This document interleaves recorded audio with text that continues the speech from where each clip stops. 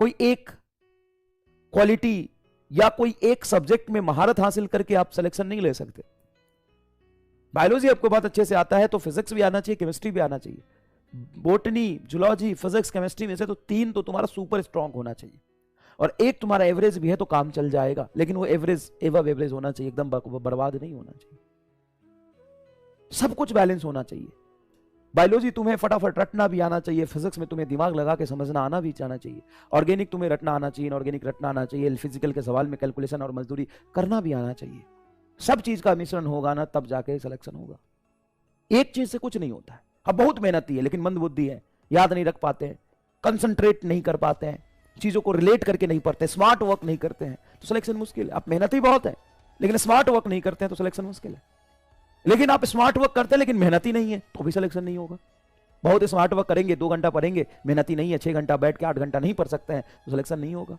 हर चीज जरूरी होता है, मेहनत भी जरूरी है, सिटिंग कैपेसिटी भी जरूरी है। 10-10 घंटा 12-12 घंटा बैठ के पढ़ने की क्षमता बनाओ। 2-2 घंटे पढ़ के नहीं होगा काम, 3-3 घंटे पढ़ के काम नहीं होगा। एक दिन में 5 लेक्चर कैसे रिकॉर्ड कर दिया? हाँ कर दिया। कोई भी देखो, काम जो मुश्किल होता है ना, वो वास्तविकता में मुश्किल और आसान काम कहीं नहीं होता है। कोई काम किसी के लिए बहुत मुश्किल होगा, वही काम किसी और के लिए बहुत आसान होगा। तुम्हें 2-2.5 घंटे पढ़ने का आदत है, तुम्हें पढ़ने में मन नहीं लगता है, तो ये काम तुम्हारे लिए बहुत मुश्किल है। लेकिन कोई 10-10 घंटा पढ़ रहा है, लगातार खींचे जा रहा है, खूब मेहनत कर रहा है, सवाल लगा रहा है, उसके लिए तो बहुत आसान है। उसके लिए तो ये बहुत मुश्किल है, इसका 3 गुना पढ़ना, तो इसके लिए वो लड़ रहा है, संघर्ष कर रहा है, और तुम यहीं पे अटके हो।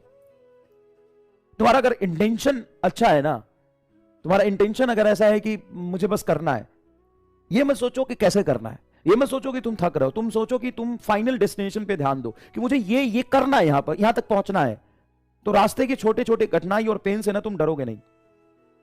बहुत मुश्किल होता है। अब 24 घंटे में 19 घंटे खड़े होकर चिल्ला के पढ़ा दिया मैंने, तुमको पता भी नहीं चला। 19 घंटे लगातार, और तुम्हारी औकात ही नहीं है। 4 घंटे पढ़ के फैल जाते हो। 19 घंटे लगातार, 11-11.5 घंटे के लेक्चर रिकॉर्ड कर दिया, 19 घंटे लगातार। और देखो, तुम अगर लास्ट लेक्चर भी देखोगे, उसमें उतनी एनर्जी से पढ़ाया है, उतने ही कंसंट्रेशन से पढ़ाया है। ऐसा नहीं तुम्हें लगेगा कि लास्ट लेक्चर भी मैं थका हुआ हूं।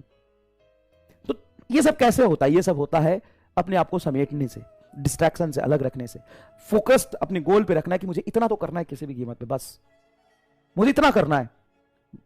मेरा पेट दर्द कर रहा है, बाथरूम आ गया, पेशाब लग रहा है, प्यास लग रहा है, पानी पी रहा है, टट्टी लग गया है, ये सब बहाने हैं तुम्हारे। 5-5 मिनट में ओहो थोड़ा सा फ्रेश एयर चाहिए, थोड़ा सा माइंड को रिफ्रेशमेंट चाहिए, हैंग कर गया, अरे थोड़ा सा प्यास लग गया है, अरे थोड़ा सा रिफ्रेशमेंट, थोड़ा सा मूड फ्रेश। ये बकवास बातें हैं। अपने गोल पे ध्यान दो, मुझे इतना करना, उससे पहले उठना ही नहीं, बात खत्म। उठना ही नहीं। और मतलब इसमें एक्साइटमेंट होना चाहिए ना, यार इतना कर लिया, बस इतना करेंगे और मजा आएगा, फिर कॉन्फिडेंस आता है। और चाहे ये तुम्हारी मजबूरी हो या तुम्हारा शौक हो, अगर तुम डॉक्टर बनना चाहते हो तो ये करना पड़ेगा। अगर तुम डॉक्टर बनना चाहते हो तो तुम करना पड़ेगा, ये तुम्हारी शौक हो या मजबूरी हो। साम दाम दंड भेद सब कुछ जरूरी है। समझ में आया कि नहीं आया? और तुम जैसा सोचोगे ना कि ये मतलब मैं थक जाऊंगा, तो तुम थक जाओगे।